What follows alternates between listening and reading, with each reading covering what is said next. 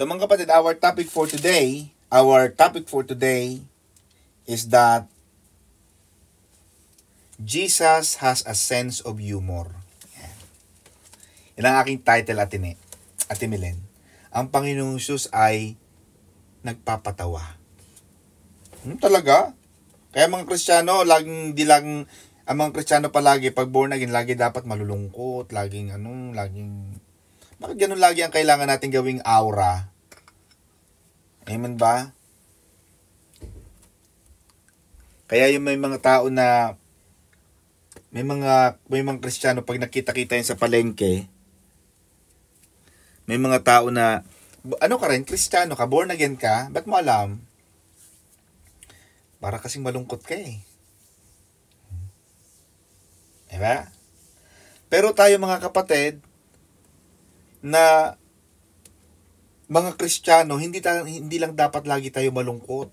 Hindi tayo nalulungkot. Amen ba? Dumarating man ang mga pagsubok sa buhay, nakangiti pa rin tayo. Amen ba? Ang sabi ng Panginoon, lumakad man ako sa apoy, di ako masusunog. Lumakad man ako sa tubig, ako'y hindi malulunod. Di ba?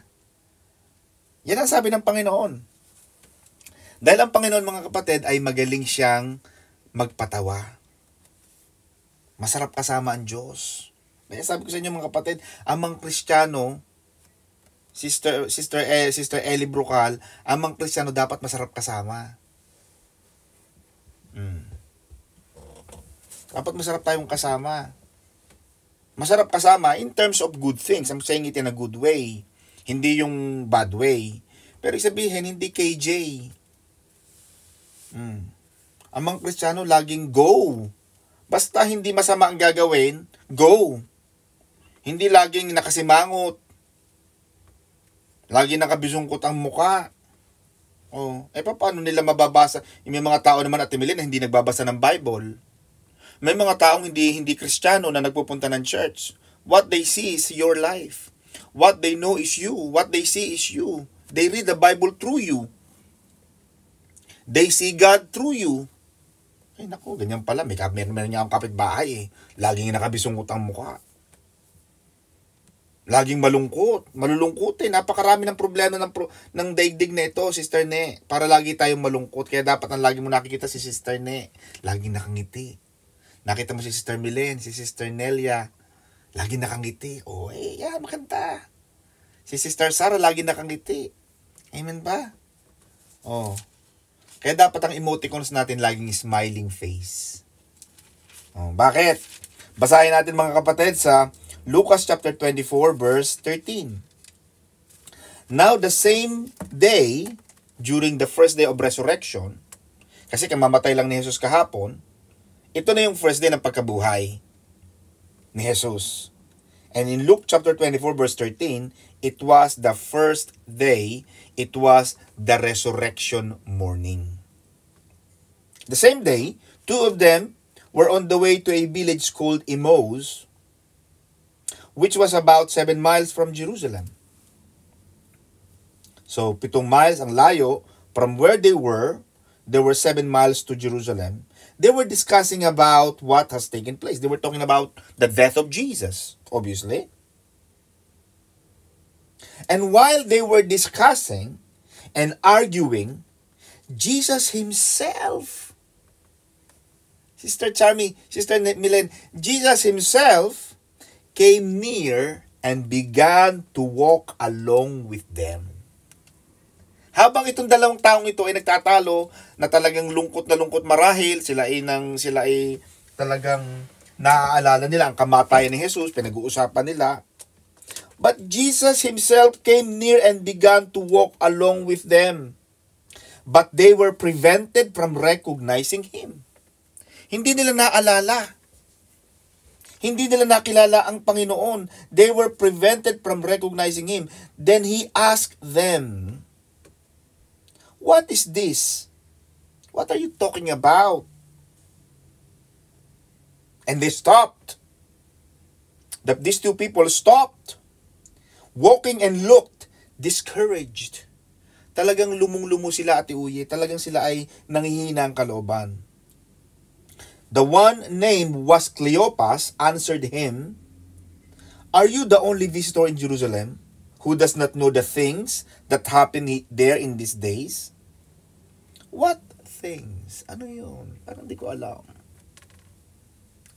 Ate Uye, it was Jesus talking. Alam mo, Ate Milen, maganda sa tao yung merong sense of humor. Maganda sa tao yung laging nakangiti. Kaya sabi nung kahapon nagpunta ako sa Medinana kami ni Sister May dyan sa may Westfield na mall. Pinapatingnan ko ang mukha ko. Sabi ko, can you check what's wrong with my face? Sabi niya, what's wrong with your face? Nothing's wrong with your face.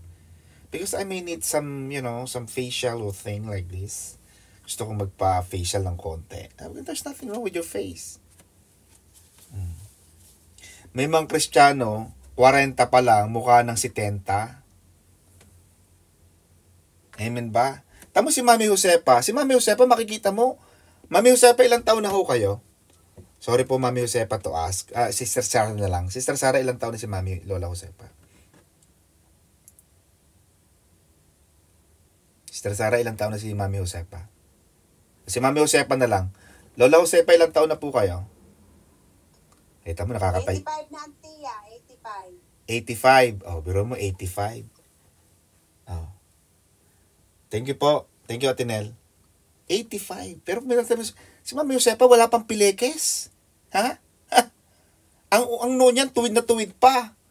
Ang iba ngayon, mga kapatid, mga Kristiyano ngayon, gumagaso sa mga botox. Fillers ng mga muka. Si Mami Josepa, wala yang belo. Ha? Walang belo. Walang... Anong pangalan niya, Sister May?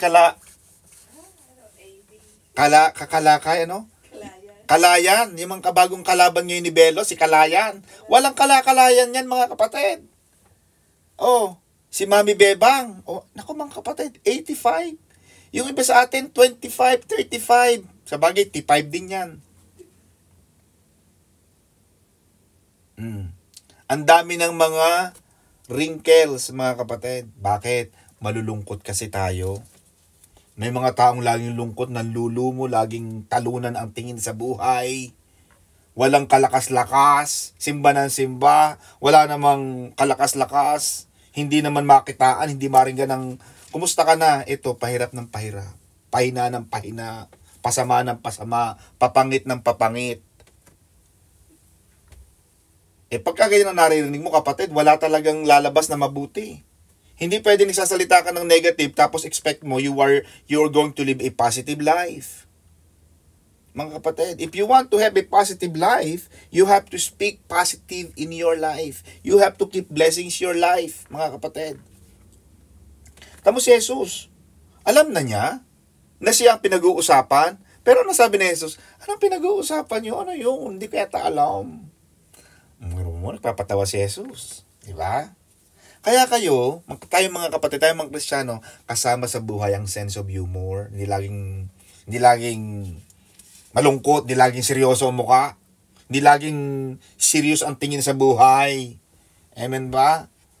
Kaya pag kumain ka ngayon sa yung mga tapaking, alam mo, Tinel, umuwi kami last 2 weeks, tapaking pero ang ulang daing, nilagyan lang ng kaunting halaman, nilagyan ng rose, nilagyan ng kaunting kulay orange na carrots, tuyo, daing, danggit, pero nilagyan lang konting borloloy, konting kung ano-anong mga hindi mo naman makakain, pag kinagat mo, plastic pala. Pwede pala natin gawin yon, Brother John Jason. Kung ikaw man ay nasa Australia, ang ulam mo ay daing o tuyong sapsap, lagyan mo ng kamatis na diningding, o lagyan mo ng konting orchids, lagyan mo ng rose, o di picturean mo, o di parang ang sarap, para ka na nasa fine dining. Oh, di ba? Dahil ang buhay, lagyan mo ng saya. Dahil pag yan na puro kalungkutan, yun ang sinasabi ng mga tao ng matatanda na nasa lupa ka palang impyerno na. Gawin mong langit ang buhay mo sa lupa. Amen ba, mga kapatid? Ibaba mo natin ang langit. Ganyan lang naman ang ginagawa ng mga fine dining restaurant. Yung mga 4-5 Michelin stars, they just put something on the food. Pero pag kumain ka sa fine dining, 50 euros pero isang hiwa lang ng taba. Isang hiwa lang ng pork belly. Pero nakalagay, Giovanni, kung ano ng mga Giovanni na yan. Oh. Nilalagyan lang nila ng ganon. Tapos habang kumakain ka ngayon, pag kumain ka sa Tal Vista Lot, may mga nagigitara pa. Ano pong gusto nyong kantahin? Kasi magbibigay ka Ate Nel ng 500 pesos. Kakanta na sila. O, di magpatugtog ka. Habang kumakain kayo, nagpapatugtog ka ng mga Beethoven.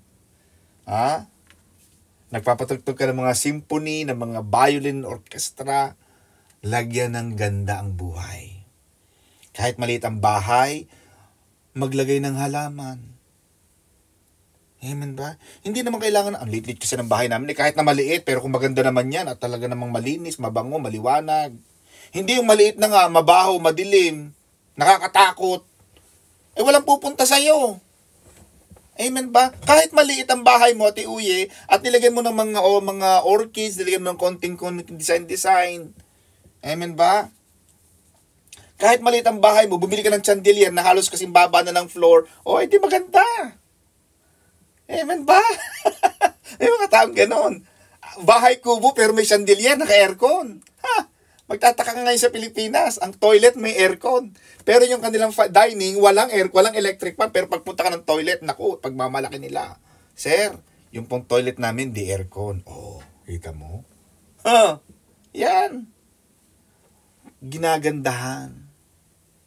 Kaya makikita mo yun ang mga bahay. Kahit maliliit yan, pag dumaan ka, may mga florera na mga bulaklak. Maganda, malinis. Edi, masarap humiga. Pag aalis ka sa kama mo, ayusin mo na ang kama mo. Para pagbalik mo sa hapon, masarap higaan. Hindi yung pag humiga ka, puro thumbsacks.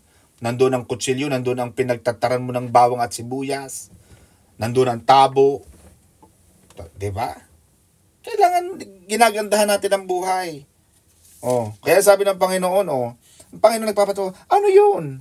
Sabi ni Jesus. Kaya pati yung mga tao namamangha sa kanya, ikaw ba isang estranghero lamang dito? Parang hindi mo alam ang nangyari. Tapos mga kapatid, ito nakakatawa. In verse 28 at Milen, ng 2 ng Lucas 24, in verses 28, nakalampas sila At sila'y malapit na sa iyong kanilang panaroroonan ay nag-anyo siyang wari may paroroonang lalo pang malayo. Nakalampas sila. Itong mga dalawang taong to, lumampas. Nakalampas sila. Nakakatuwa itong story na ito mga kapatid because Jesus walking with a couple who were heading entirely the wrong direction. Lumampas na sila, nagkamali na sila ng kanilang pupuntahan.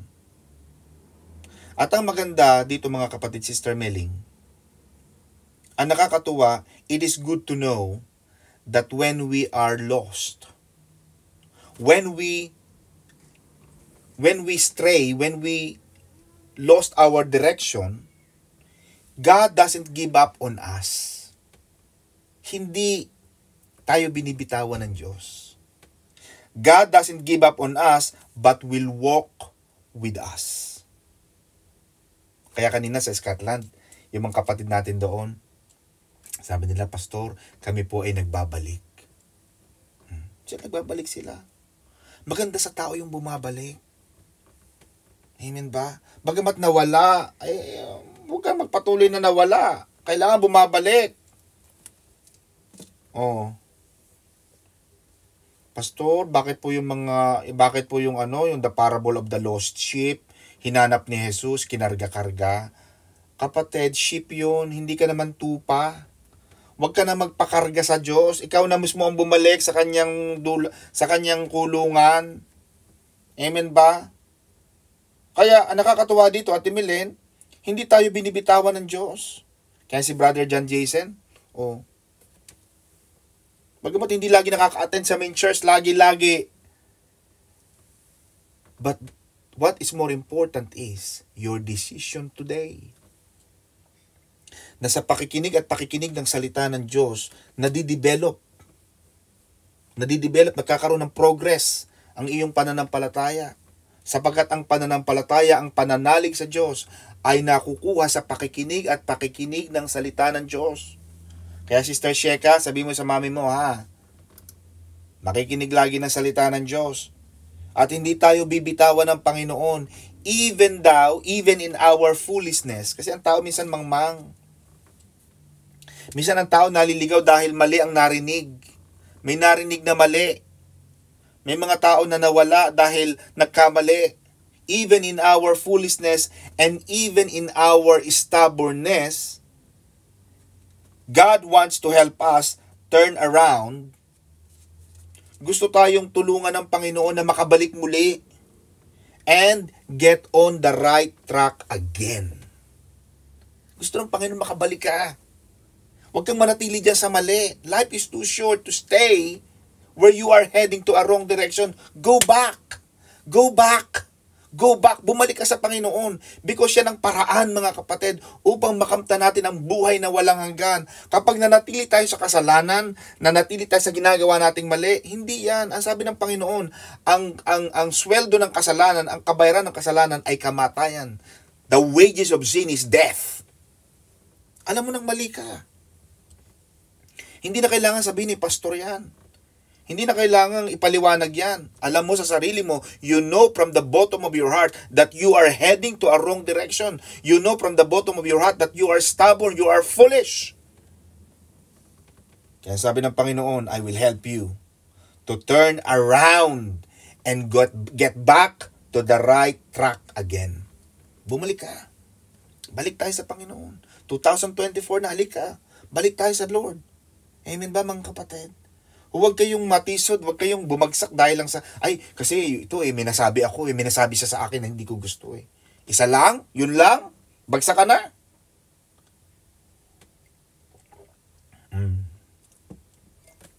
Hindi dapat yan, mga kapatid, ang maging sagot natin sa Diyos. Hindi dapat yan ang maging gawain natin sa Panginoon.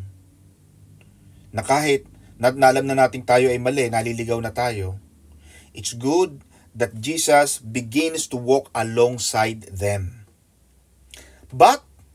And they did not realize it was Him.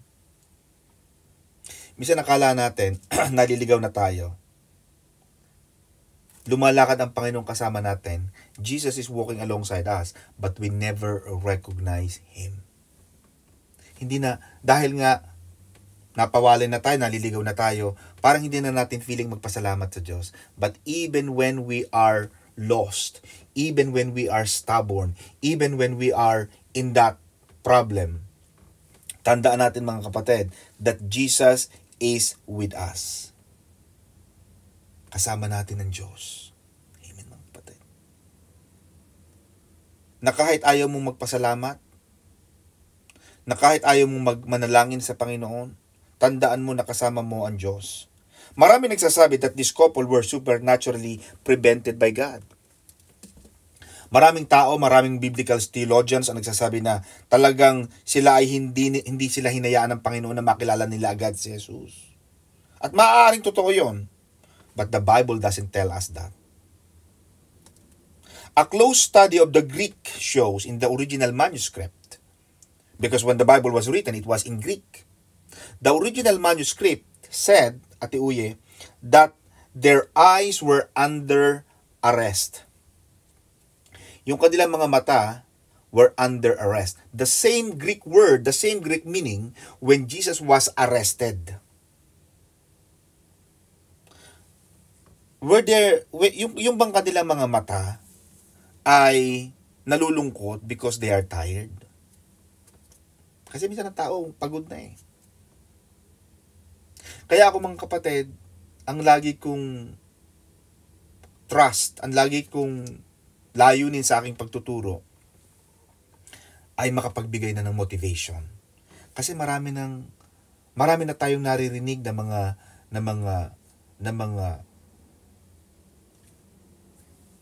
kabigatan. Marami na tayong nararanasang kabigatan sa buhay. And the purpose ng aking paglilingkod sa Panginoon ay makapag-motivate sa mga tao. Dahil ang mga tao, at Milen, tired na, pagod na. kung dadalhan mo pa yan ng dagdag na bigat, baka bumagsak na sila. Ano ang sabi ng Panginoon sa Mateo? Halika kayong mga nabibigat ang lubha. Halika kayong napapagal. Halika kayong mga nahihirapan.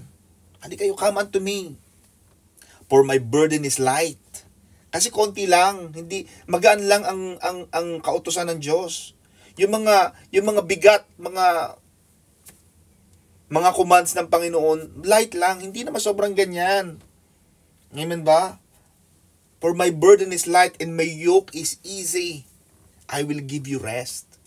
Kaya gusto ng Panginoon, mga kapatid, magkaroon tayo ng kapahingahan. And when you go back to Jesus, kapag bumalik tayo sa Panginoon, hindi tayo humiwalay sa Panginoon, doon natin matatagpuan ang kapayapaan. Doon natin matatagpuan ang katahimikan. Doon natin matatagpuan ang totoong kaligayahan ng buhay. Because, alam mo, Atine, yung peace of mind, napakamahal niyan. Hindi mo yung nabibili sa Roma. Kaya ang pinakamahal ngayon, Brother Jaime, Sister LB, ang pinakamahal ngayon na gamot, alam mo sleeping pills. Maraming tao ngayon nag-i-invest sa sleeping pills pampatulog because hindi sila makatulog. Kaya kayong mga harok ng harok dyan,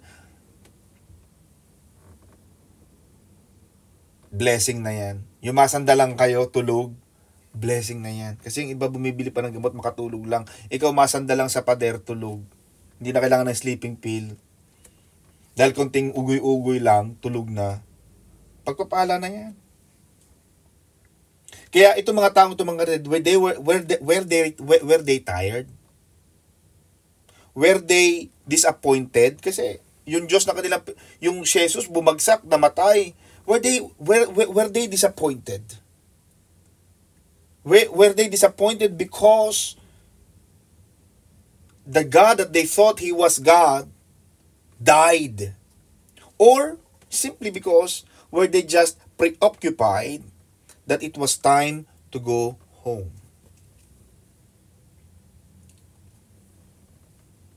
Pero ano man ang sitwasyon nila, mga kapatid, Jesus was there with them.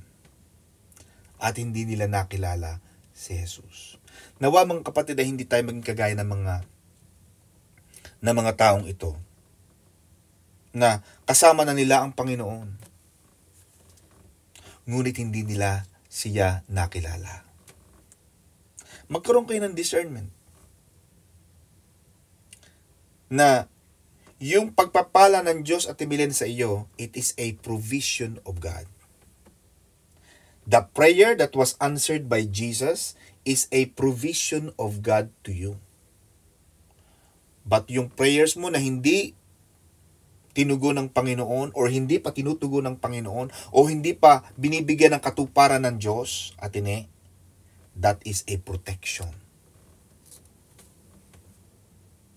The answered prayer is a provision, but the prayer which are not yet answered is a protection. Baka pag ibinigay ng Panginoon sa iyo yan ngayon, baka masama ang mangyari sa iyo. Be careful about what you pray for. Hayaan mo. In His time, He makes all things beautiful. In His time. Hayaan mong sa takdang panahon ng Diyos, yung talagang oras ng Panginoon, gagawin niyang ang lahat ng bagay ay maganda para sa iyo. Amen ba? Sa tamang panahon. Yung talagang ininang kanin. Huwag yung hindi pa in, kinukuha mo na. Amen ba? Tapos magrereklamo kang hilaw. Nagmamadali ka . Hayaan mong maluto ang pagkain, mga kapatid. Ganon din ang Diyos. In His time, He will make all things beautiful in your life. At pagkasama mo ang Panginoon, Sister Tess, if God is with us, if God is with you, ano man ang nararamdaman mo, ano man ang circumstances mo, kung nakikita mo man o nakikilala mo man ang Diyos o hindi, maaaring tayo kagaya ng mga taong ito naglalakad patungo ng Jerusalem. Maaaring sila ay tired, maaaring sila ay nalulungkot, o maaaring nawawala na sila ng pag-asa. Pero tandaan mo ito, kapatid. Whatever the circumstances, God is with you. God is with you. Jesus walks alongside with you. Sabi ng Panginoon, hindi kita iiwan, hindi kita pababayaan. Amen. At pag may ganun kang pananalig sa Diyos na hindi ako pababayaan ng Panginoon, Lord, kasamahan mo ako sa aking buhay na ito, Panginoon, sa aking mga anak, Panginoon, sa aking asawa, sa aking trabaho, Panginoon, sa aking paglakad bilang isang mananampalataya while I walk to this journey of faith. Panginoon, samahan mo ako. Nanghihina ako, Panginoon, samahan mo ako. Panginoon, may problema ako, may sakit ako, may mga dinadala akong mga alalahanin, samahan mo ako, Panginoon. And you have to keep saying to yourself, God is with me. God is with me. And if God is for me, who can be against me? No weapon forms against me. Walang armas na ginawa ang kaaway laban sa akin ang magtatagumpay sapagkat kasama ko ang Panginoong Jesus. Amen? Palakpakan natin ang Lord. Hallelujah. Back to you, Sister Ne, and back to you, Sister Sarah. God bless you, mga kapatid. Amen po. Thank you po, Pastor Dog, for